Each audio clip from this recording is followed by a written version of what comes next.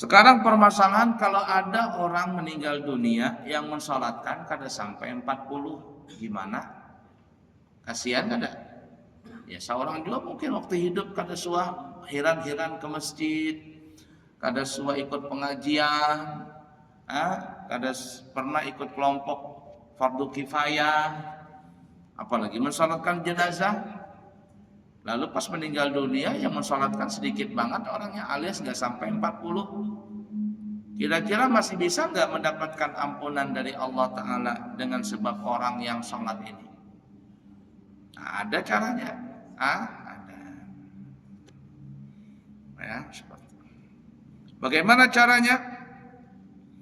An Malikin ibni Hubairah, daripada Sayyidina Malik bin Hubairah. Qala, berkata dia, qala Rasulullah sallallahu alaihi wasallam, telah bersabda Nabi kita Muhammad sallallahu alaihi wasallam.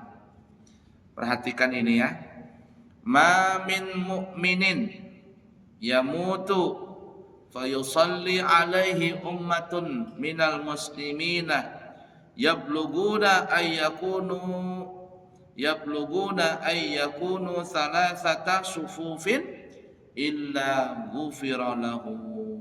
Rawahu Bukhari, Muslim, Ibnu Majah, Tirmidzi dan yang lainnya, kecuali Imam Nasai yang tidak meriwayatkan hadis ini. Perhatikan hadis ini ya. Apabila ada orang beriman meninggal dunia. Beda, hadisnya ini beda.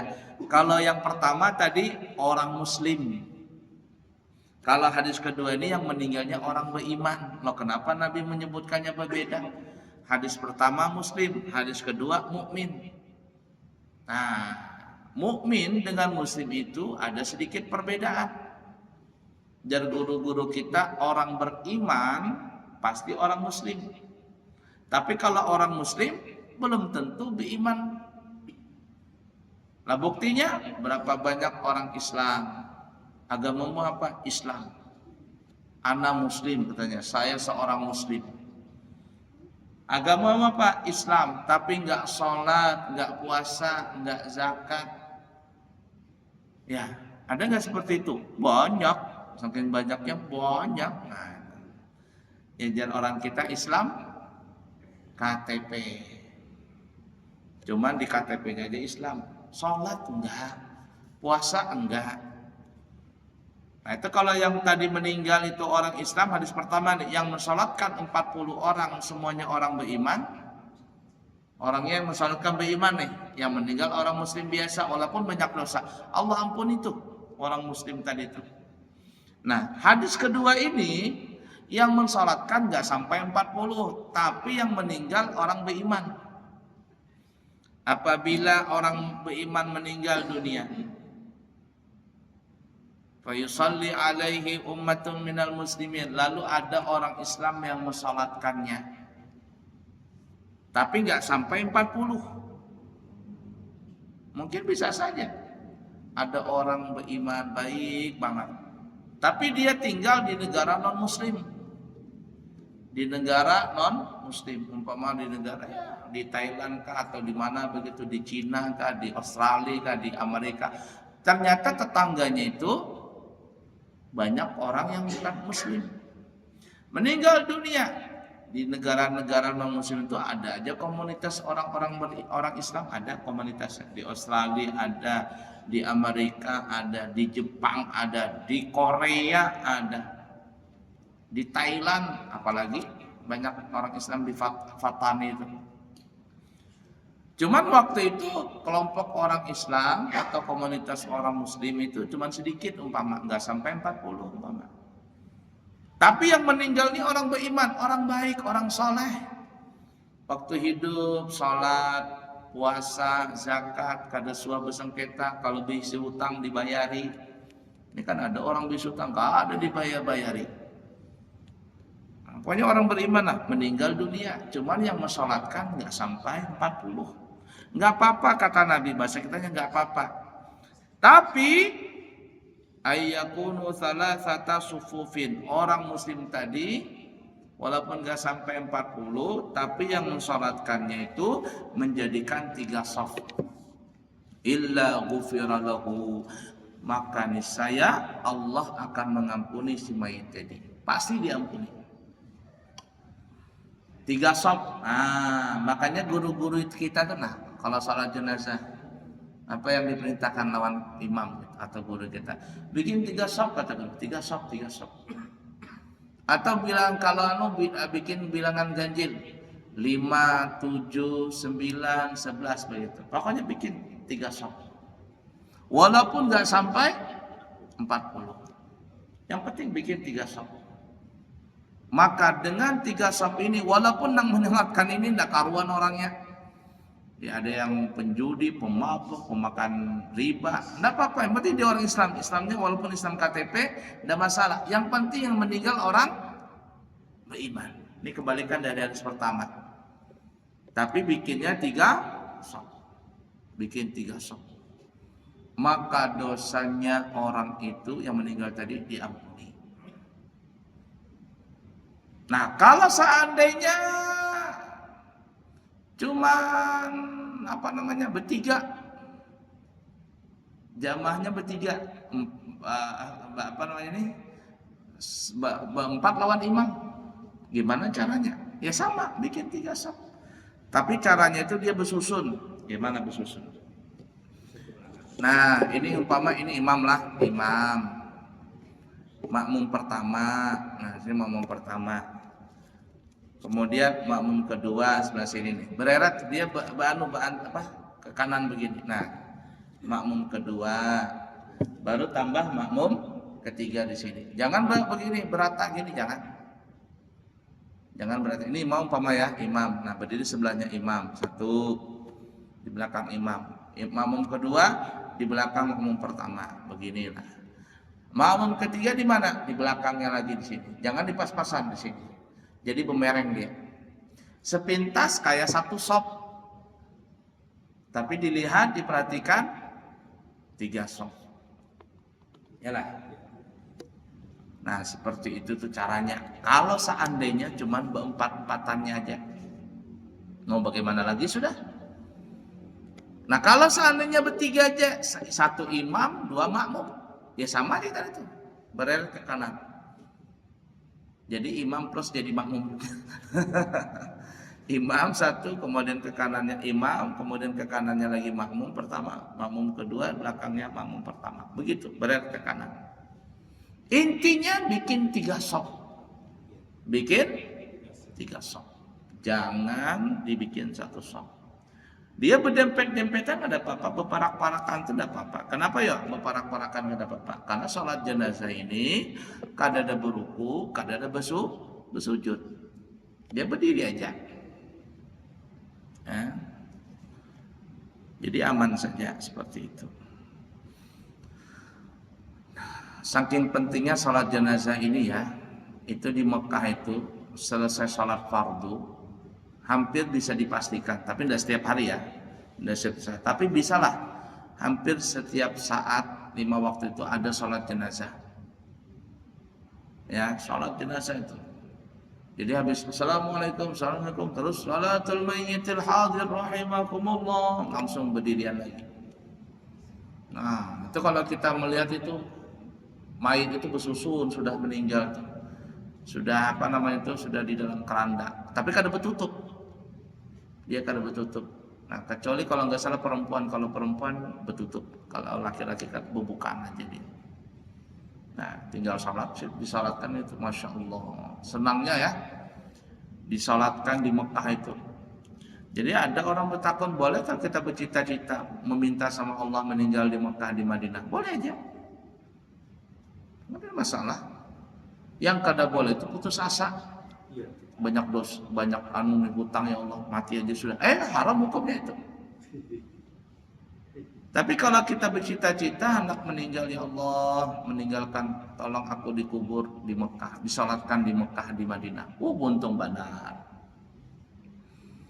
Saya pun pribadi kepingin juga kalau bisa dikuburnya itu di Madinah. Kalau di Mekah meninggal dunia di Mekah, memang sholatnya di mana? Di Masjidil Haram. Tapi dikubur bukan di Ma'la, bukan dekat Siti Khadijah, tapi di daerah Hujun, kalau nggak salah Hujun namanya, jauh dikubur. Nah, tapi kalau meninggal di Madinah, Masya Allah, dikubur di mana? Di Baqi'. Di Baqi' itu siapa? Banyak.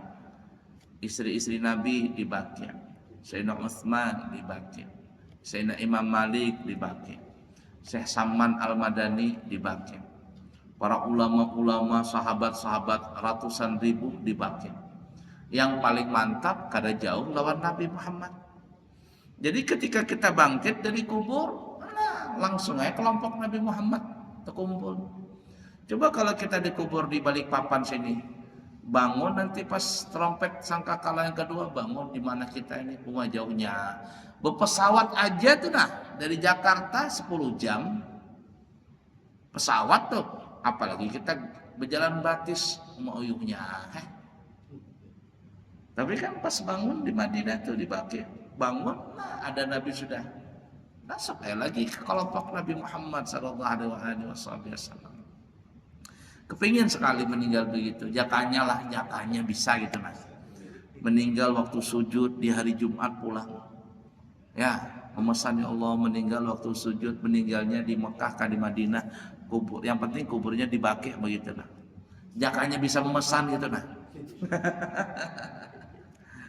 Cuman jar ulama, kita ini nanti dikubur itu sesuai dengan tanah yang Allah ciptakan kepada Nabi Adam. Karena Nabi Adam terbuat dari tanah itu ya, bermacam-macam. Nah, tanah di mana kita meninggal nanti, di mana kita berkubur, itulah tanah yang ada campurannya kepada Nabi Adam.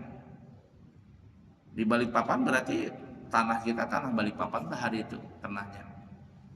Yang repotnya tanah sengketa. Bujuran.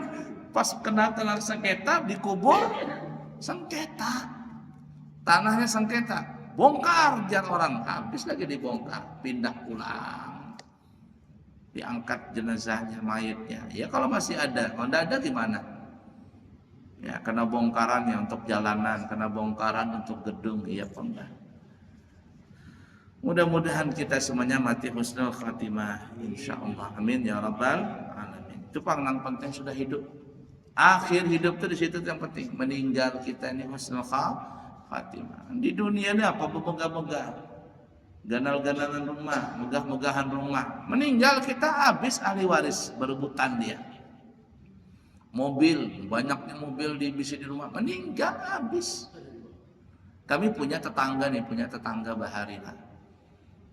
Dia nukar rumah, belum jadi rumah itu, ditukarinya, dibaikinya 2 tingkat rumah itu, dibaikinya. Dia pensiun orang Pertamina. Lakinya gegaringan, bininya gegaringan. Tapi orang ini baik lah. Ya. Jadi dia datang ke rumah, Pak, nanti selamatan ya di rumah, waktu rumah saya nanti jadi. Oh iya Pak, siap, insya Allah. Jadi rumahnya tadi. Nah, jadi selamatan lah. Kalau kada sawat seminggu meninggal bininya. Maka bininya yang mendesain rumah itu. Begini bangun ini, oma sayangnya. Lakinya gegaringan, kada lawas, lakinya pulang meninggal. Umrah kada suah, bahaji kada suah, rumah aja dibangun. Ya mudah-mudahan husnul khatimah. Nah oleh karena itu juga kita berusaha sebelum meninggal ini, berusahalah untuk berumrah, berhaji. Kalau kada bisa berhaji nunggunya langsung berumrah. Nukar mobil bisa, nukar motor bisa, handphone yang harga 5 juta, 7 juta bisa tertukar. Berumrah kada kawa, kan terlalu bandar seperti itu manusia. Harga motor, ada dulu orang punya motor Honda apa namanya itu ya. Berapa Pak nukarnya? Oh ini 32 kan berapa? 30-an kan. Wah kata saya, ini harga satu umrah nih Pak. satu umrah. Diam dia. Artinya nukar motor bisa berumrah kada kawah. Kan lucu. Kenapa kita berumrah ya? Supaya bisa melihat Nabi Muhammad. Melihat Ka'bah, menangis kita yang biasanya kita sujud menghadap ke Ka'bah jauh, Sekarang Ka'bah itu di hadapan kita, bagaimana kada menangis? Menangis itu bukan apa-apa, kita ingat dosa banyak benar dosa. Ngalah. Kita ini rancak bolak-balik ke Mekah, memegang Ka'bah. Tetapi kalau pegang Ka'bah, kenapa pasti menangis? Bukan apa-apa, ingat dosa. Wahai Allah, banyaknya dosa. Selamat aja kah nanti meninggal dunia. Lewat di kubur Nabi terlewatan ya Rasulullah. Biasanya kita ngucapin salam waktu bermaulidan, berebutan hintalu kita. Sekarang kita di kubur Nabi, di depan Nabi ini. Siapa nak ada menangis minta syafaat Nabi?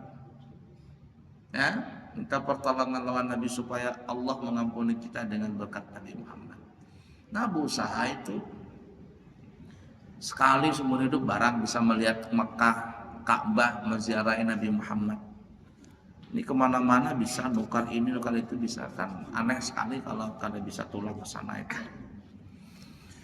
Ya intinya sebelum kita meninggal, mau banyak mau sedikit orang yang mensolatkan kita, yang terpenting kita dulu membaiki diri, jadikan kita punya diri ini, zahir wa batin kita ini adalah menjadi orang beriman. Bukan hanya orang Islam, tapi kualitasnya iman. Kalau cuma orang Islam, banyak orang Islam. Jadikan kita punya diri zahir wa batin kita ini menjadi orang mukmin, jadi orang beriman. Karena kalau kita meninggal dunia, mau salatnya yang menjalankan 30, 40, 60, 100 atau kurang dari 40, no problem. Karena Allah pasti mengampuni kita. Ya, karena kualitas kita sendiri yang beriman. Nah, seperti itu. Sudah sampai ke waktu? Sampai ya? Elah cukup. 8 menit lagi. Nah, ada pertanyaan mungkin? Ya. Assalamualaikum warahmatullahi wabarakatuh. Waalaikumsalam warahmatullahi wabarakatuh. Sebelum menyolatkan jenazah yang akan masuk 40 tadi, apakah boleh kita memberikan masukan atau memberikan arahan? Karena sholat jenazah tadi tidak cukup 40 bro. Tadi yang akan 3 saf. 3 saf tadi. Karena kalau karena diberitahu biasanya kan orang beranggapan apa ini kan? Ya. Mungkin apakah boleh diberikan Bagus. Informasi Ya, kan? bukan boleh lagi, harus sebenarnya harus begitu. Diberitahu dulu. Diberitahu, ya, bukan lagi boleh. Ini imamnya ini harus paham. Sunnah seperti itu. Nah, kalau dia hafal hadisnya, sebutkan hadisnya. Supaya semangat nih orang yang sholatnya semangat, oh hadisnya ini toh. Jadi kadang mengada-ngada itu nah kita itu nah. Makanya hadisnya hafal, bacakan. Bukan di Google banyak hadisnya itu. Ya, sholat jenazah 3 shaf hadis ada keluar. Hadis bacakan di jamaah. Begini maksudnya bikin 3 shaf. Nah, bukan lagi boleh tapi dianjurkan bagi sang imam atau sang guru untuk apa namanya itu, untuk membuat 3 shaf. Dan adat kita ini bagus nih, adat kita ini bagus ya. Ini kayaknya adat cuman ada di Kalimantan, enggak tahu di Jawa ya. Allah alam, yang setahu kami cuman ada di Kalimantan, balik timur, selatan, pokoknya Kalimantan lah.